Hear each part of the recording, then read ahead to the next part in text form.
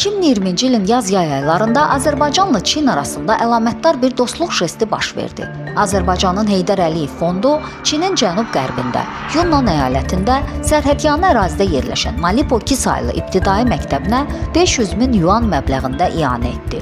Bu maliyyə vəsaiti xüsusi olaraq məktəbdə müasir 5000 kvadrat metrlik idman meydançasının tikintisinə yönəldilmişdi. 2020-ci ilin yayına qədər layihə başa çatdırıldı və yeni idman meydançası istifadəyə verildi. Bu, 1774 şagirdin təhsil aldığı məktəb üçün əhəmiyyətli bir yenilik idi. Əvvəllər palçıqlı və tez-tez su basan ərazi müxtəlif idman növləri üçün yararlı, canlı yaşıl qazonla əvəz olundu. Artıq uşaqlar daha təhlükəsiz və müasir şəraitdə futbol və basketbol oynamaqdan zövq alırdılar. Bu hadisənin müsbət təsiri dərhal və hiss olunan şəkildə özünü göstərdi.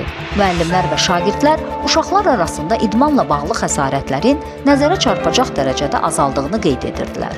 Həmçinin şagirdlər bədən tərbiyəsi dərslərində və digər açıq hava fəaliyyətlərində daha böyük maraq və həvəs göstərməyə başlamışdılar. Təkmilləşdirilmiş şərait şagirdlər arasında qarşılıqlı əlaqə və fəallığın artmasına səbəb olmuşdu. Bu ianə təkcə məktəbin fiziki infrastrukturunun yaxşılaşdırılması ilə kifayətlənmədi.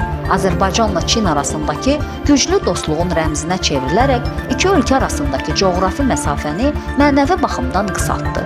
Prezident Si Jinpinin də vurğuladığı kimi, Çin və Azərbaycan səmimi dostluq, qarşılıqlı etimad və qarşılıqlı fayda prinsiplərinə əsaslanan tərəfdaşlığa malikdir. Yeni idman meydançası bu dostluğun canlı bir simvolu kimi dəyərləndirilə bilər. Ümid edilir ki, bu meydançada oynayan və böyüyən uşaqlar həmin dostluq ruhunu gələcəyə daşıyacaq. Azərbaycanla Çin arasında davamlı əməkdaşlığın gələcək səfirlərinə çevriləcəklər.